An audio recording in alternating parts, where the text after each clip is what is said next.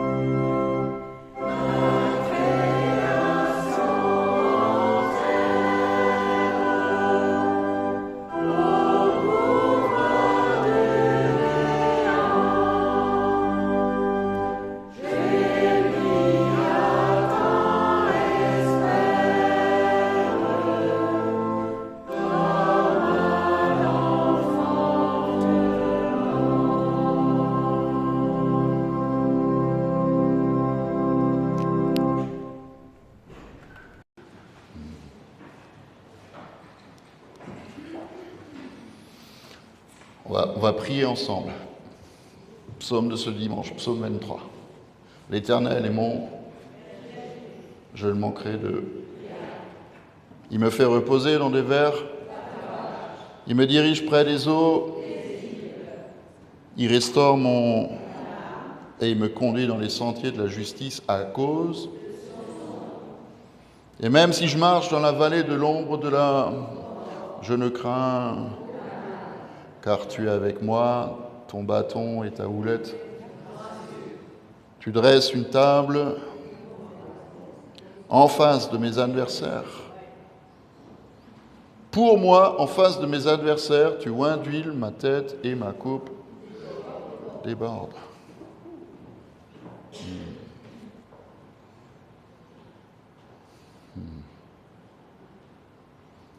Et ce qu'on va dire ensemble maintenant, c'est juste une proclamation de la vérité de la parole. Oui, le bonheur et la grâce. On va le dire ensemble. Oui, le bonheur et la grâce m'accompagneront tous les jours de ma vie et j'habiterai dans la maison de l'Éternel jusqu'à la fin de mes jours. Proclame ta parole, Seigneur. J'aime tellement quand Patrick Fontaine disait que le bonheur et la grâce m'accompagnent, c'est le pitbull qui te prend et qui ne te lâche plus. Le bonheur et la grâce, ils ne nous lâchent pas. Si l'Éternel est notre berger. D'habitude, on chante Yahvé à la fin, on va le chanter au début. Ça nous change.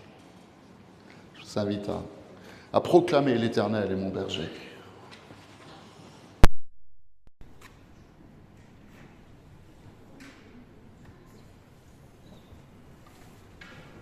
Et il faut que vous chantez avec nous, on n'a pas de batterie, on n'a pas de basse, il faut y aller.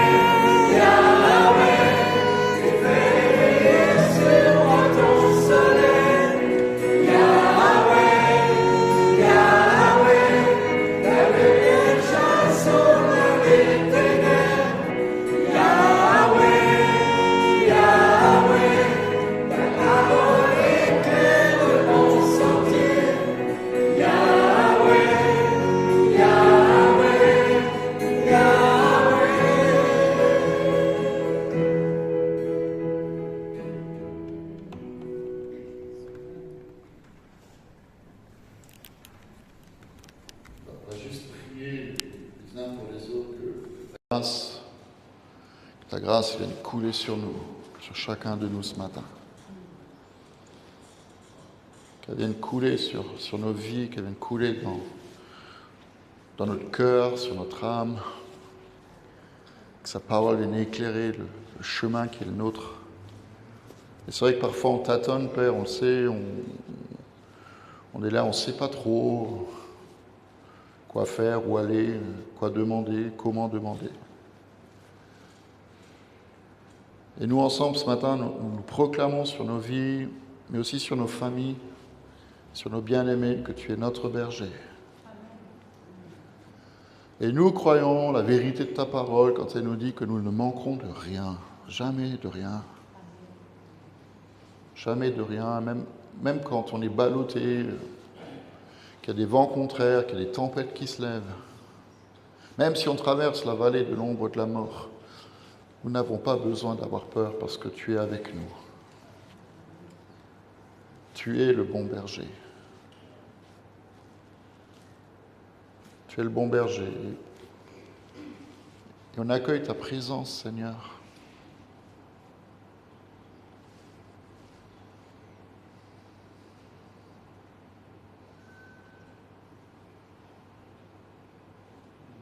Nous accueillons ta présence.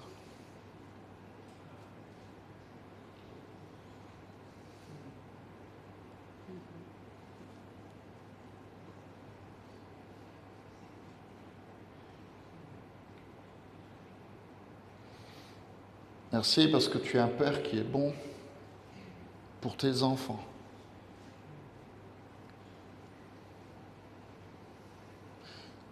Et j'ai cette image devant les yeux comme si l'un ou l'autre d'entre nous était comme un petit enfant qui met ses pieds sur les pas de son père et il l'emmène où il veut. Et nous, on s'accroche à lui. Et on fait un pas avec lui. Et puis lui, il nous emmène. Il nous emmène où il veut nous emmener.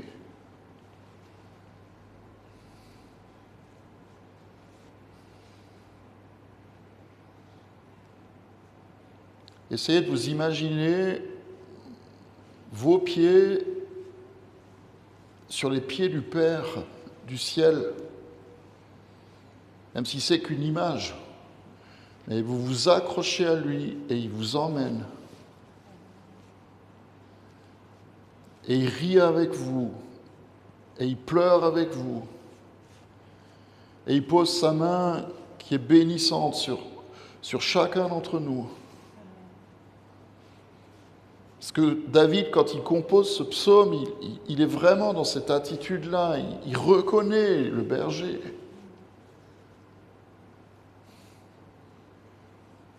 Il reconnaît son Dieu.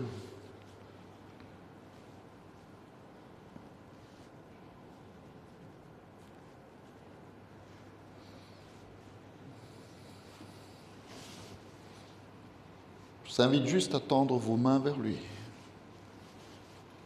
Et à saisir la main qui tend, lui. À prendre cette main qui nous tend. Et nous dit, mon fils, ma fille, ma princesse, mon prince, mon bien-aimé, ma bien-aimée, prends ce que je te donne. Prends ce que je te donne.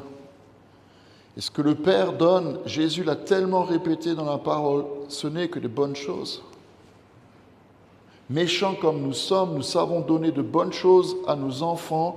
Combien, à plus forte raison, le Père du ciel donnera-t-il de bonnes choses à ceux qui les demandent?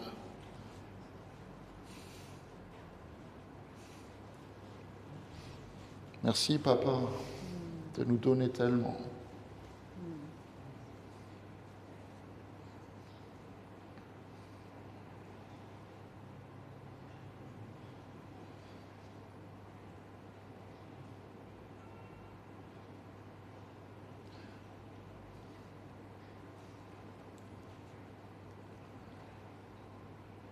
Et en retour, on peut donner à notre Dieu, à notre Père, dans le nom de Jésus, par la présence du Saint-Esprit, on peut lui donner notre reconnaissance. Merci, Papa, pour tout ce que tu fais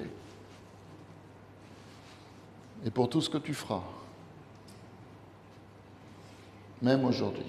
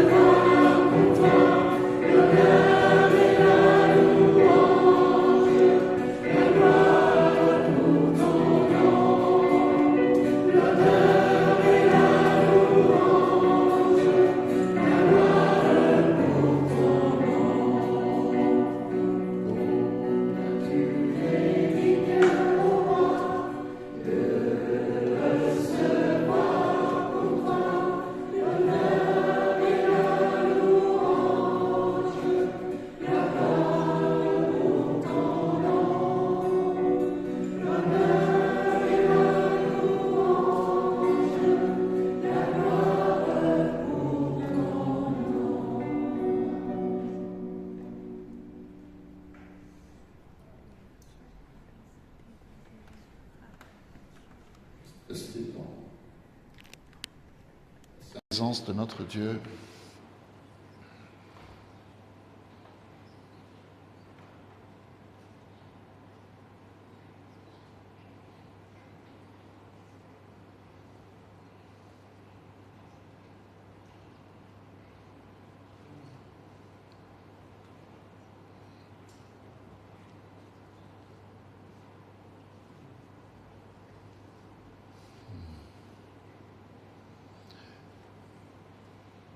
C'est comme si le Saint-Esprit venait maintenant sonder nos cœurs.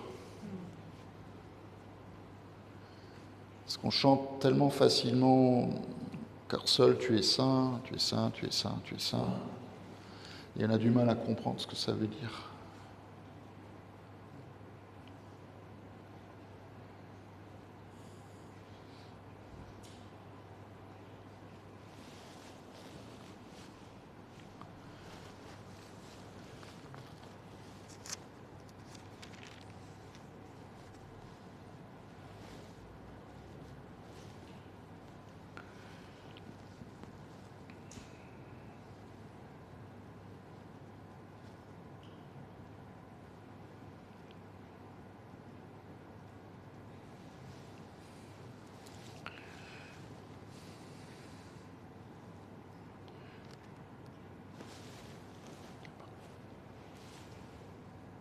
Hier après-midi, pendant notre formation, on a parlé à un moment donné des évangéliques, c'est plus des pans du manteau du Seigneur. On a parlé des pans du manteau du Seigneur qui passaient au milieu de nous et qui touchaient nos vies pour les guérir et les transformer. Et je vois juste cette vision des pans du manteau de Jésus qui passe au milieu de nous. Et qui en touche plusieurs d'entre nous, qui veut toucher chacun d'entre nous. Et en lui, il y a tout, en lui, il y a la guérison. En lui, il y a la vie en abondance. Et Philippe, je veux juste te donner une image. J'ai une image pour toi avant. Philippe, c'est toi. Ah oui, c'est toi, il y a deux filles. J'ai vu, pendant qu'on chantait le Bon Berger, Jésus lui-même, c'était beau. Il mettait de l'huile sur toi.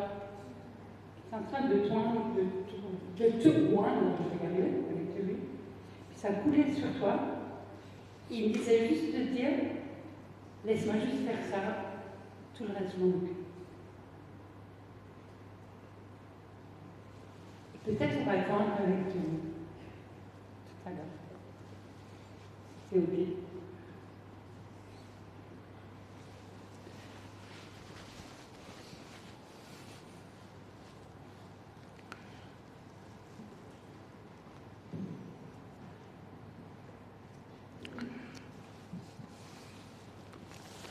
Je ne sais pas si vous étiez à l'église la semaine dernière.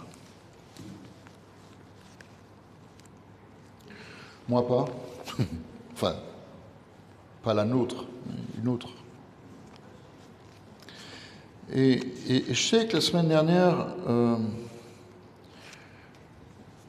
l'évangile, c'était récit, la suite de la résurrection de Jésus.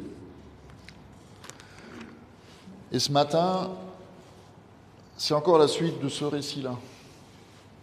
Et je le dis parce qu'il y a une question que Jésus pose, qui nous pose à chacun d'entre nous. Moi, j'aime cette histoire de la deuxième pêche miraculeuse. J'aime cette histoire. Elle est tellement vivante. Mais en même temps, il y a une profondeur dans cette histoire, elle est extraordinaire. Jean 21, le matin venu, Jésus se trouva sur le rivage, mais les disciples ne savaient pas que c'était lui. Et il leur dit, les enfants, vous n'avez rien à manger? Et ils répondirent, non.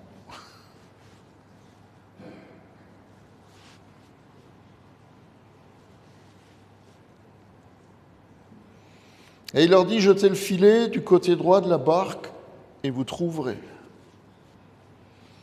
Ils le jetèrent donc et ils ne parvinrent plus à le retirer tant il y avait de poissons.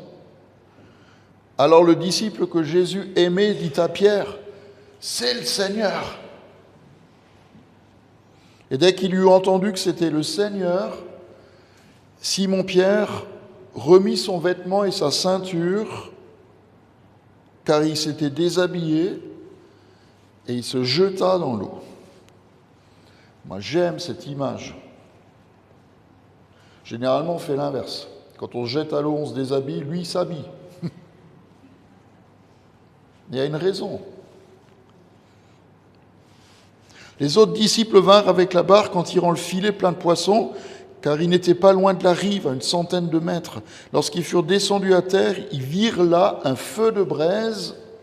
Il y aurait plein de choses à dire là-dessus. Ils virent là un feu de braise, mais avec du pain et du poisson dessus. Et Jésus leur dit, apportez quelques-uns des poissons que vous venez de prendre. Et Simon-Pierre monta dans la barque, il tira le filet plein de 153 gros poissons à terre, et malgré leur grand nombre, le filet ne se déchira pas. Et Jésus leur dit, venez manger. Mais aucun des disciples n'osait lui demander, mais qui es-tu? Car il savait que c'était le Seigneur. Jésus s'approcha, il prit le pain et leur en donna. Il fit de même avec le poisson. C'était déjà la 3e fois que Jésus se montrait à ses disciples depuis qu'il était ressuscité. Et lorsqu'ils eurent mangé, Jésus dit à Simon-Pierre, « Simon, fils de Jonas, m'aimes-tu plus que ceux-ci » Et lui répondit, « Oui, Seigneur, tu sais que je t'aime. Tu sais que j'ai de l'amour pour toi, en fait. » Et lui dit une 2e fois, « Simon, fils de Jonas, m'aimes-tu » Et Pierre lui répondit, « Oui, Seigneur, tu sais que j'ai de l'amour pour toi. » Et Jésus lui dit, « Prends soin de mes brebis. » Et lui dit la 3e fois, « Simon, fils de Jonas, as-tu de l'amour pour moi ?» Et Pierre fut attristé de ce qu'il lui avait dit la 3e fois, « Est-ce que tu as de l'amour pour moi ?» Et lui répondit, « Seigneur, tu sais tout.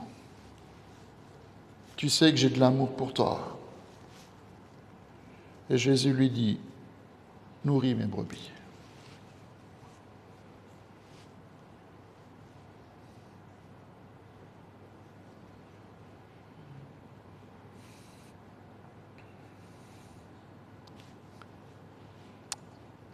Amen.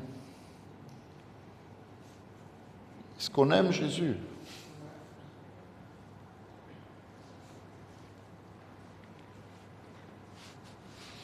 Moi, parfois, j'ai envie de dire comme Pierre, « Seigneur, tu sais tout. Tu sais que je t'aime. »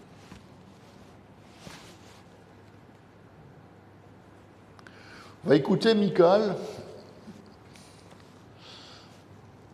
Avant de l'écouter, on va chanter Saint est le Seigneur. Non, mais pensez que j'avais oublié, mais je n'ai pas oublié, mais c'est juste que... Mais qu'on laisse cette question de Jésus à Pierre, enfin, à Simon, le vieux Pierre, aussi nous interpeller, nous. Est-ce qu'on l'aime? Est-ce qu'on l'aime? Est-ce qu'on l'aime? Est-ce qu'on l'aime comme lui, il nous aime?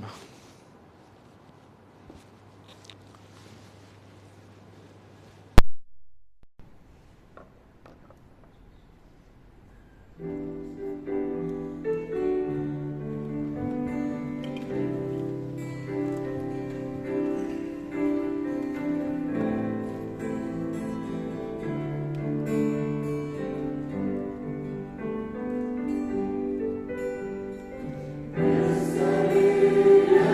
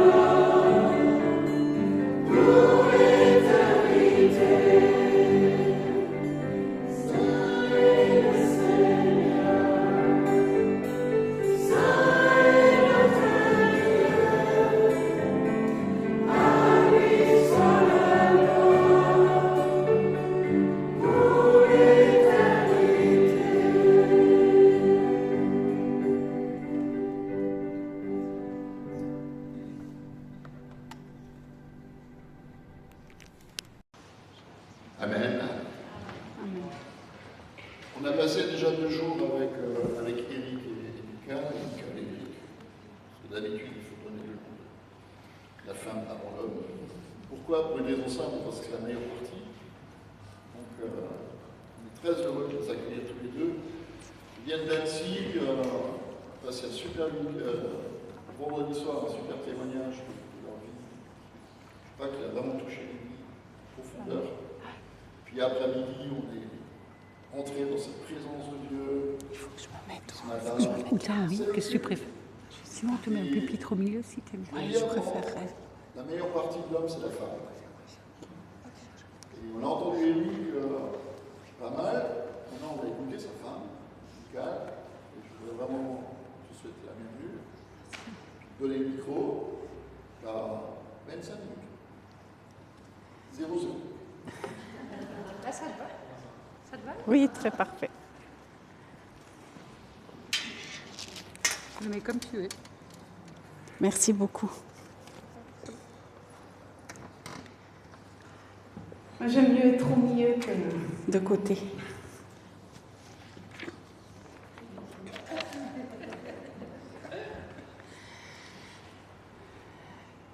Bonjour à chacun. C'est très interpellant ce qu'il a dit tout à l'heure. M'aimes-tu? Est-ce que tu m'aimes au-delà de tout sur cette terre? Est-ce que nous sommes amoureux de Jésus? Ne vous inquiétez pas, je vais parler du bon berger. Mais je crois que ça méritait d'être appuyé.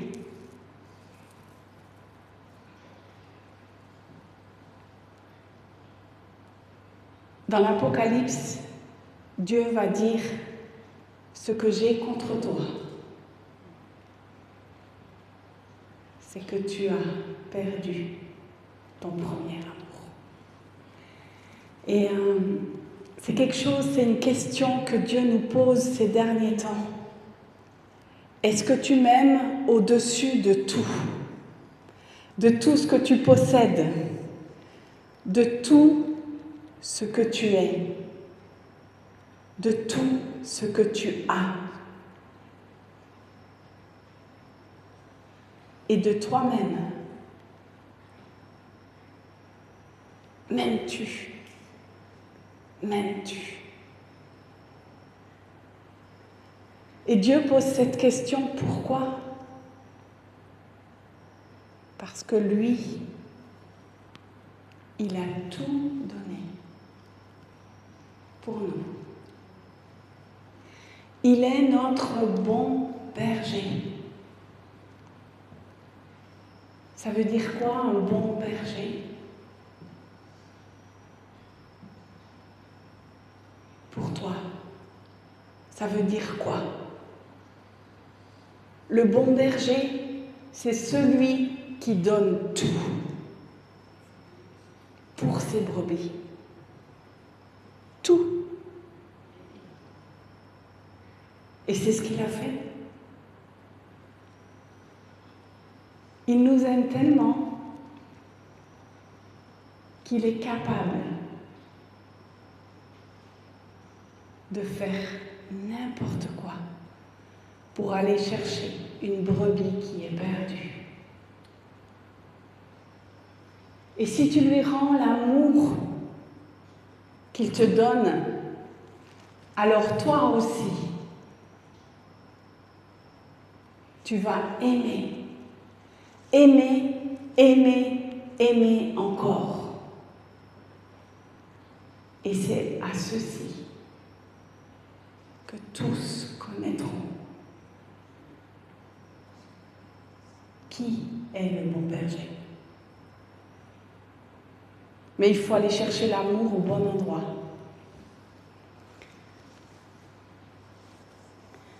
Donc on va lire Jean 10, verset 2. Mais celui qui entre par la porte est le berger des brebis. Le portier lui ouvre et les brebis entendent sa voix. Il appelle par leur nom les brebis qui lui appartiennent et les mène dehors.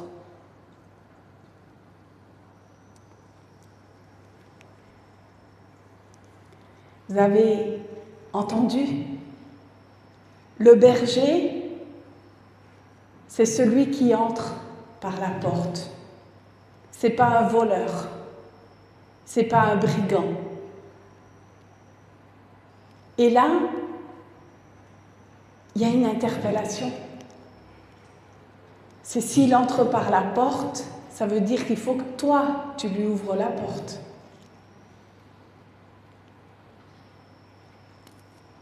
Dieu ne force aucune porte. Il attend que tu lui ouvres la porte.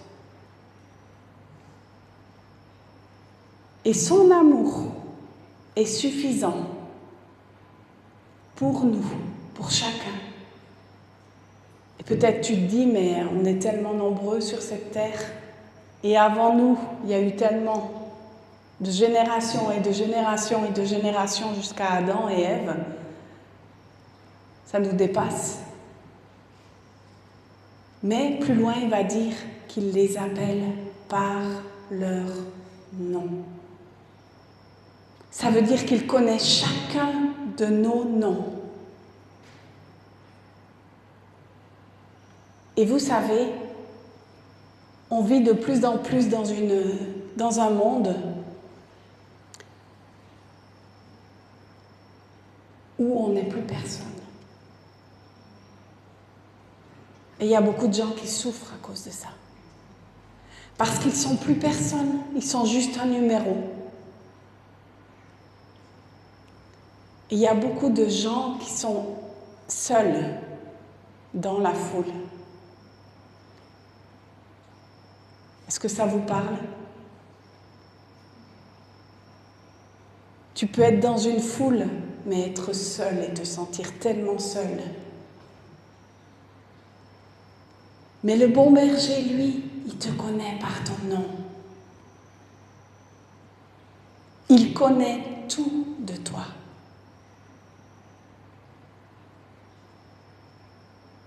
Et tout ce que tu es en train de traverser, lui, il le connaît.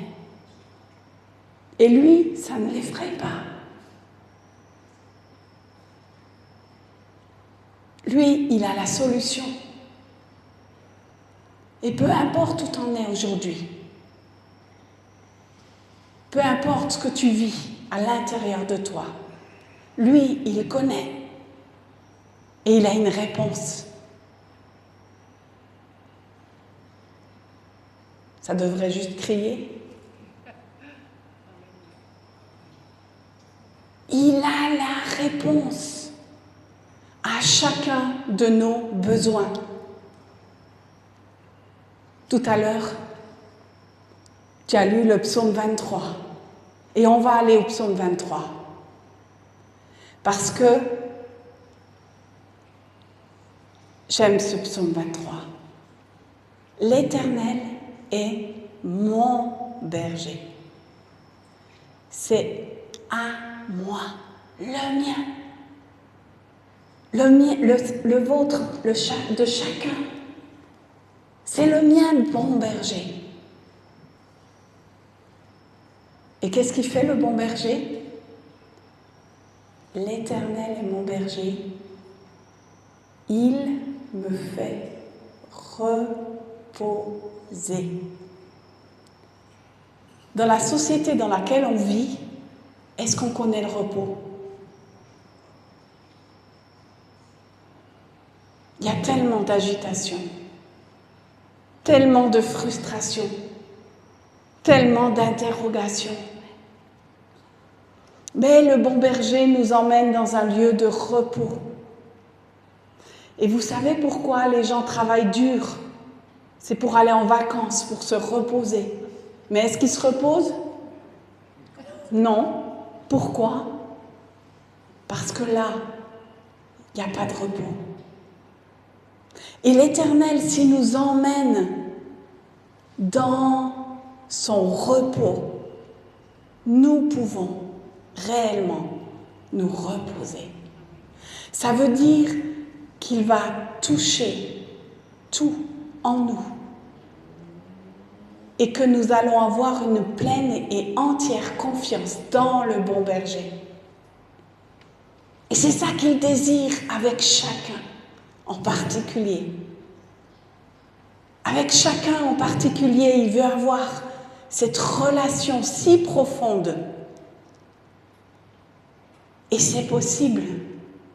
C'est possible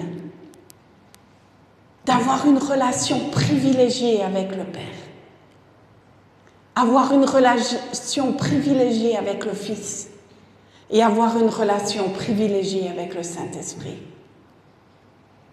C'est pas juste quelque chose qu'on te dit, qu'on t'enseigne. C'est une réalité.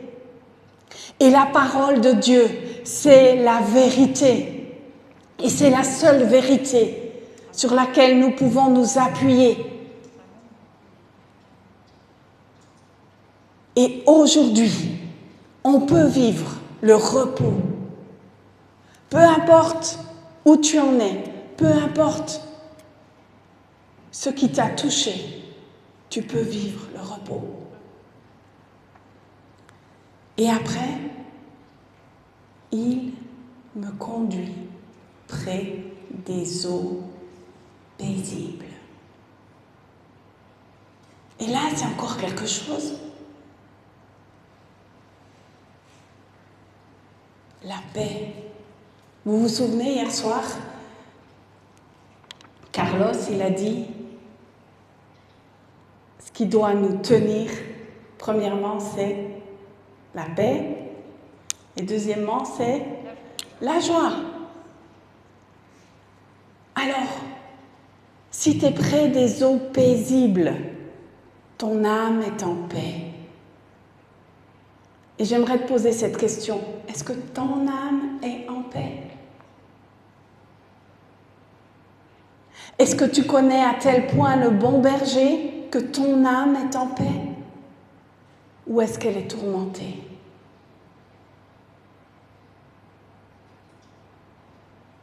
Est-ce que tu es tourmenté ou est-ce que tu es en paix? Le bon berger, c'est lui seul qui peut te donner la paix.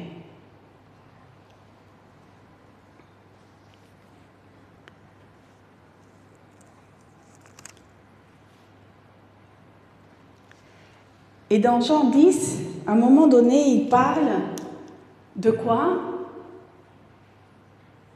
Que les brebis, elles ne suivront pas un étranger.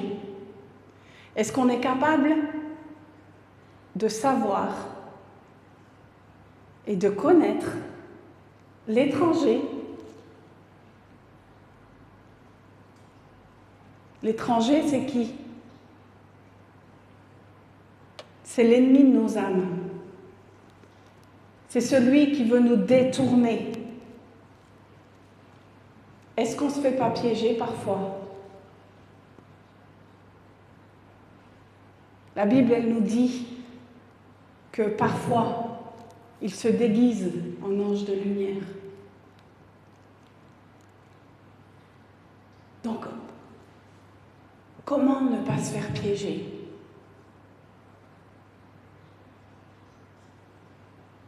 La paix doit nous accompagner. Et vous savez, Dieu, il nous a voulu, et avant la fondation du monde, c'est la parole de Dieu qui le dit. Et s'il nous a voulu avant la fondation du monde, c'est-à-dire qu'il a mis en nous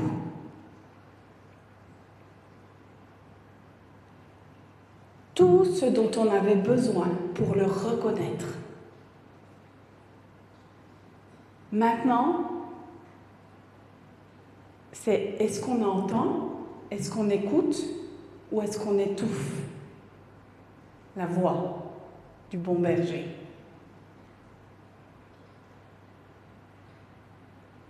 Et vous savez, par expérience, parfois, nous, on s'est fait piéger. Oui, et ça nous a coûté très cher. Ça nous a coûté la vie de notre petit-fils, Yael.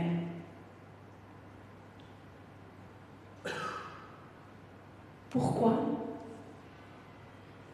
Parce qu'au départ, tu as quelque chose en toi qui te dit, il y a quelque chose de pas net là. Et ça, c'est la voix du bon berger. Et parfois, au lieu d'écouter cette voix, tu te dis, mais non, finalement, c'est bien, ça paraît bien. Attention, il se déguise en ange de lumière. Donc, à l'extérieur, ça peut paraître bien. Mais à l'intérieur, tu dois savoir différencier la voix. Quelle est la voix qui te parle? Est-ce que c'est la voix du bon berger ou est-ce que c'est la voix de l'étranger, du mercenaire? Parce qu'il y a cette bataille. Il est dit que Lucifer, il a été précipité. Pourquoi? Parce qu'il faisait des trafics. Il faisait des trafics de quoi? À votre avis? Il faisait des trafics d'âmes. Il recherche quoi? Lui aussi, il veut l'adoration, il veut qu'on l'aime, il veut briller. C'est la Bible qui le dit, c'est pas moi. Dans Ézéchiel, vous pouvez le retrouver. Et comment est-ce que j'apprends à connaître les deux voies?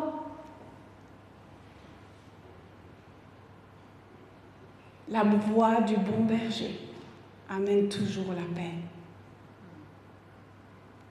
La voix du bon berger amène toujours la paix. Toujours, toujours, toujours. Si tu n'es pas en paix, attention. Attention. Si tu dois prendre des décisions, la Bible nous dit ne prends pas des décisions de façon hâtive. Pourquoi? Parce que tu peux être piégé en te dépêchant de prendre une décision. Il faut toujours poser les choses et savoir reconnaître la voix du bon berger.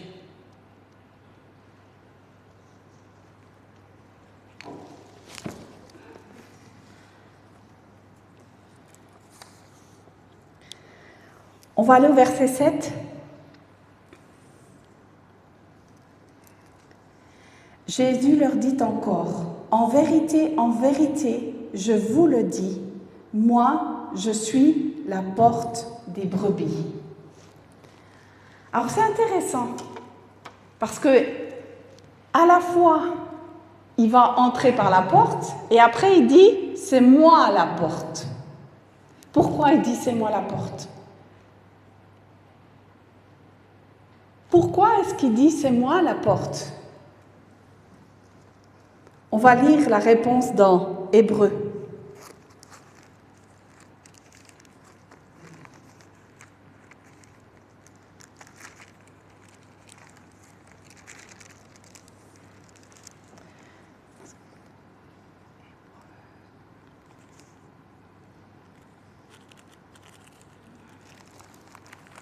Hébreux 10, versets 19 et 20. Ainsi donc, frères, nous avons l'assurance d'un libre accès au sanctuaire par le sang de Jésus. Accès que Jésus a inauguré pour nous comme un chemin nouveau et vivant au travers du voile, c'est-à-dire de sa chair. Là, on voit que, au travers de sa mort et de sa résurrection, il a ouvert le chemin qui nous avait été fermé en Éden. Et il a ouvert la voie. Donc c'est pour ça qu'il dit qu'il est la porte. Parce que nous ne pouvons pas accéder à Dieu le Père si nous ne passons pas par Jésus, par son sang, par sa chair qui a été meurtrie, brisée pour nous, il a pris l'acte qui nous condamnait. Et on est tous condamnés, tous. Il n'y en a pas un qui est juste, c'est la Bible qui le dit. Tous, on est condamnés. Mais Dieu nous ouvre, nous a ouvert cet accès, l'accès auprès du Père. Donc c'est pour ça qu'il est la porte. Et on doit passer par lui pour connecter au Père à nouveau. Et dans le psaume 23, il va dire, il vient restaurer notre âme.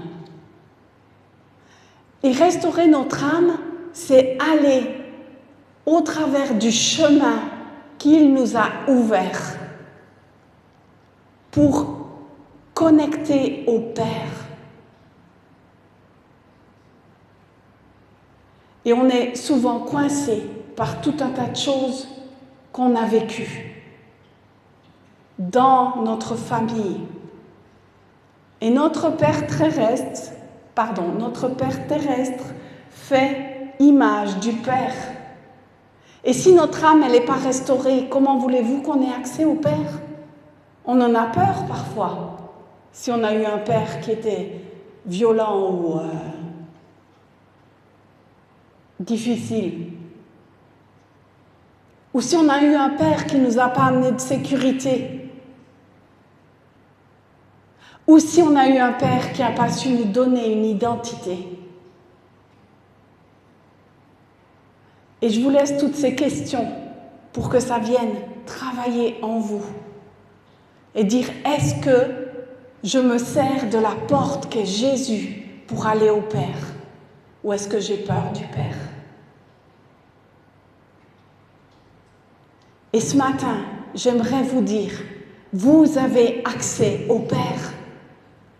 Et lui seul peut vous apporter l'amour, la sécurité, l'identité, parce que c'est lui qui l'a écrit dans votre livre de vie. Et aujourd'hui, il veut que vous entriez pleinement dans qui vous êtes. Et ça, c'est le bon berger. Le bon berger, il a prévu quelque chose pour chacun de nous. Vous n'êtes pas là par hasard. Je vous le dis. Vous n'êtes pas sur la terre par hasard. Vous n'êtes pas sur la terre pour souffrir. Vous êtes sur la terre pour vivre. Et vivre en abondance avec l'amour du Père. Lui et moi et lui. Et on va juste lire encore Jean 17.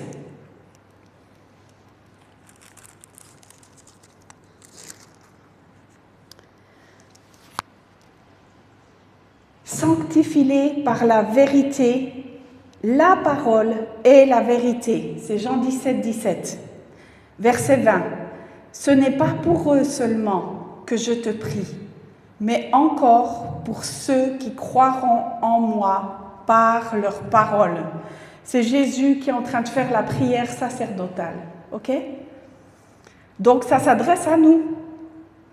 Puisque au départ, il dit, ce n'est pas seulement pour les disciples que je prie, mais c'est pour tous ceux qui croiront au travers de leur parole.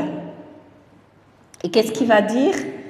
Afin que tous soient un, comme toi, Père, tu es en moi et moi en toi, qu'eux aussi soient un en nous, afin que le monde croie que tu m'as envoyé. Et moi, je leur ai donné la gloire que tu m'as donnée, afin qu'ils soient un comme nous sommes un. Est-ce que c'est possible aujourd'hui d'être aimé?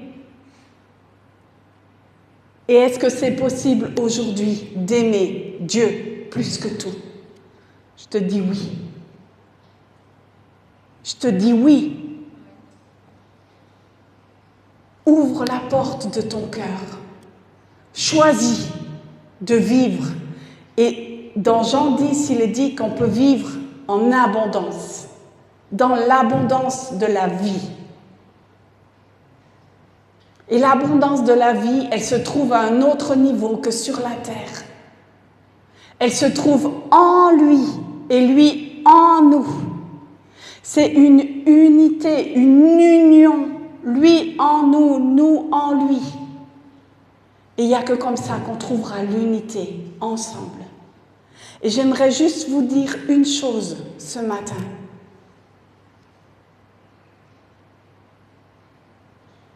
L'aimes-tu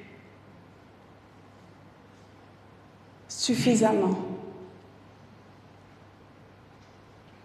Lui, il n'y a aucun doute. Son amour est inconditionnel. Et toi, qu'est-ce que tu choisis? Moi, de plus en plus, je choisis l'union avec lui. Merci beaucoup.